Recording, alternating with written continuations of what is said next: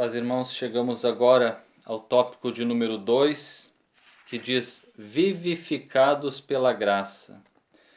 Por ato de bondade e misericórdia, estando nós ainda mortos em pecados, Deus imensamente nos amou e por isso nos vivificou por meio da sua graça. É interessante frisar, né, já de início aqui, a questão da bondade e misericórdia do Senhor. Ou seja, quando nós estávamos mortos, a bondade e a misericórdia do Senhor, que nos amou imensamente, nos vivificou por meio da sua graça. O item 1 desse tópico 2 diz: alcançados pela misericórdia e pelo amor divino. Após constatar a situação da humanidade sob a ira de Deus, Efésios capítulo 2, versículo 3, Paulo passa a descrever os atos divinos de amor e de misericórdia que alteram o quadro caótico da raça humana. Nós vamos ver a partir de agora uma mudança de perspectiva nos escritos do apóstolo Paulo. No tópico 1, nós vimos a questão desse quadro caótico, esse quadro complicado, complexo, no qual estava a humanidade, onde o ser humano se encontrava. Agora nós vamos ver uma mudança de perspectiva. E o autor da revista diz: começando com uma conjunção adversativa, o apóstolo declara exultante: mas Deus, que é riquíssimo em misericórdia, pelo seu muito amor com que nos amou. Efésios capítulo 2, versículo 4. E é bem interessante nós observarmos essa conjunção adversativa. Mas o que essa conjunção faz? Uma conjunção adversativa, ela liga duas orações ou duas palavras, expressando uma ideia de contraste ou de compensação. Nos versículos 2 e 3 do capítulo 2, o apóstolo Paulo fala sobre esse problema da humanidade caótica, dessa humanidade que estava rumando ao inferno, que eram considerados filhos da ira. E agora, quando entra no versículo 4, já entra com essa conjunção adversativa. Mas Deus, mostrando que, apesar daquela situação caótica, agora existe uma contraposição, um argumento contrário que vai trazer uma solução para aquele problema anterior. Então, essa conjunção adversativa vai dizer: a partir de agora, muda tudo. E o apóstolo Paulo começa a mostrar uma nova perspectiva a respeito desses problemas. Existem todo tipo de problema, tudo que é tipo de situação, mas existe um Deus que provém uma saída, provém um escape, provém uma solução para todos esses problemas caóticos. O problema é complicado, é complexo, mas existe Deus, que é riquíssimo em misericórdia. O ato de misericórdia implica compaixão e simpatia para com os indignos. Quando nós lemos na carta de Paulo aos Romanos, no capítulo 11, versículos 30 a 32, diz o seguinte: porque assim como vós também outrora fostes desobedientes a Deus, ou seja, o apóstolo Paulo começa dizendo: olha, houve um tempo em que vocês eram desobedientes a Deus. Aí ele continua o texto dizendo: mas agora, ou seja, dando um contraste, vocês foram desobedientes, mas agora alcançastes misericórdia à vista da desobediência deles. Assim também estes agora foram desobedientes, para que igualmente eles alcancem misericórdia, à vista da que vos foi concedida, porque Deus a todos encerrou na desobediência, a fim de usar de misericórdia para com todos. Ou seja, Romanos 3:23, porque todos pecaram e estão separados de Deus. Deus considerou toda a humanidade perdida para que ele oferecesse a salvação e pudesse oferecer, por um ato de bondade e misericórdia, a oportunidade de todos alcançarem uma solução para os seus problemas. A carta aos Efésios ensina que, ao prover à humanidade o meio de escape da merecida ira, ou seja, essa questão toda, havia um problema instaurado, Efésios 1,7 vai dizer: Deus não se mostra apenas misericordioso, mas abundante em misericórdia. É interessante outro texto que fala em Lamentações 3, 22 e 23, que diz: as misericórdias do Senhor são a causa de não sermos consumidos, porque as suas misericórdias não têm fim. Elas se renovam cada manhã. Então, é um texto bem interessante, porque se não fosse essa misericórdia, e ali diz que é a causa de nós não sermos consumidos, é a misericórdia do Senhor. Mas ele diz que ela se renova a cada manhã, ela não tem fim, é uma misericórdia infinita. Então, prover o meio de escape para a humanidade caída é o maior ato de misericórdia que Deus pode ter provido para a humanidade.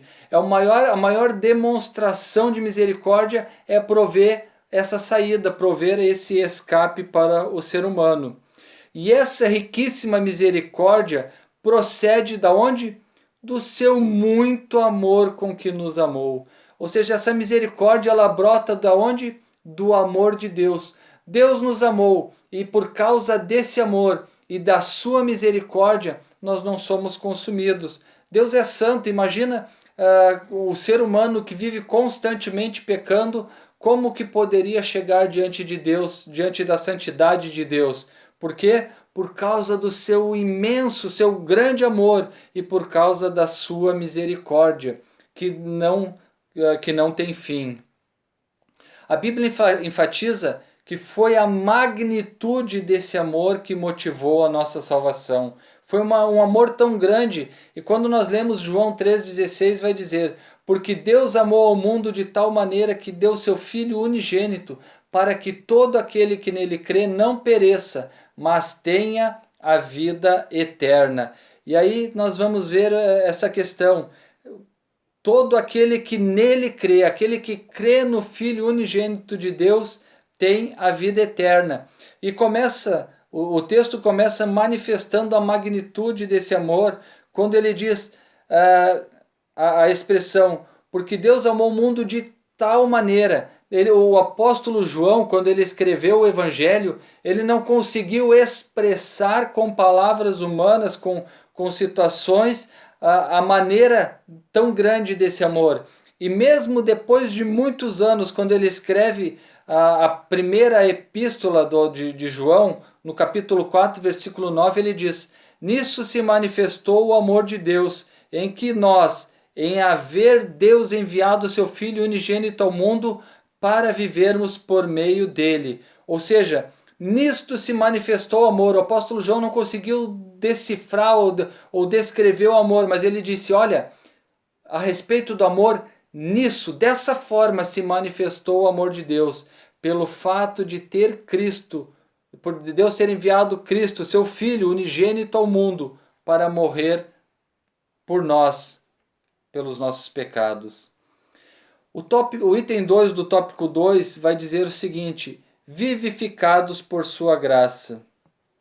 Descrevendo as dádivas divinamente concedidas aos salvos, o apóstolo enfatiza que o amor de Deus nos alcançou, estando nós ainda mortos em nossas ofensas e pecados. Ou seja, ele nos vivificou quando nós estávamos mortos. Quando um autor de qualquer escrito que for, ele repetir alguns termos, ele começar a expressar, ter algumas expressões que são repetitivas, está dizendo que ele está tratando de um assunto de grande importância. E quando nós lemos essa expressão, estando nós ainda mortos em nossas ofensas, nós vemos que não é a primeira vez que o apóstolo Paulo fala. Ele já falou isso em Efésios capítulo 2, versículo 1, falou no capítulo 2, versículo 5, falou em Colossenses capítulo 2, versículo 13. Ou seja, isso tem que acender um alerta na nossa vida de que nós devemos prestar atenção naquilo que está sendo dito. olha, vocês estavam mortos, vocês viviam mortos, mas agora Cristo está oferecendo vida por causa da sua graça. Isso significa que nós não éramos merecedores desse amor, mas que, mesmo assim, Deus nos vivificou juntamente com Cristo. Efésios capítulo 2, versículo 5, parte B. Então, não tínhamos mérito nenhum, não éramos merecedores, mas mesmo assim, mesmo sem mérito nenhum, o Senhor nos vivificou juntamente com Cristo. Essa frase quer dizer que nós nascemos de novo, ou seja, quando diz vivificou, quer dizer trazer a vida novamente. E aqui o autor relembra a conversa que Jesus teve com Nicodemos no capítulo 3, versículo 3. A isto respondeu Jesus: em verdade te digo que se alguém não nascer de novo, não pode ver o reino de Deus.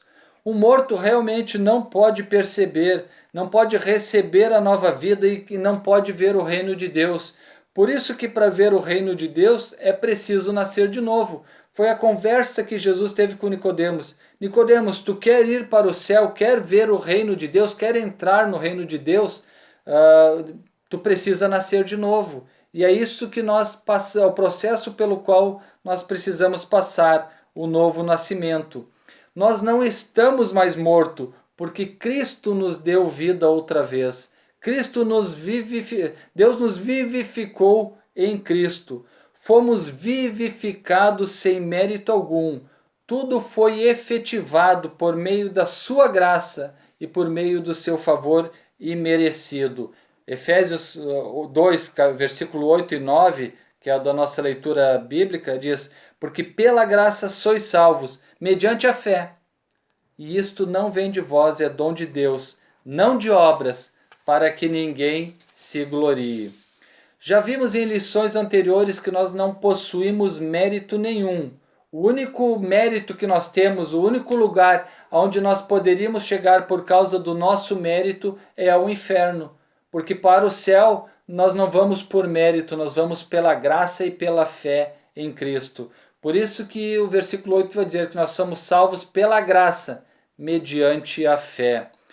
Hebreus 11:6 já aprofunda mais a questão e vai dizer: de fato, sem fé é impossível agradar a Deus, porquanto é necessário que aquele que se aproxima de Deus creia que Ele existe e que se torna galardoador dos que o buscam.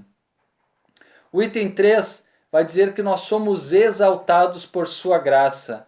O apóstolo dos gentios ainda destaca que o poder de Deus nos ressuscitou juntamente com Ele e nos fez assentar nos lugares celestiais em Cristo. Efésios 2:6.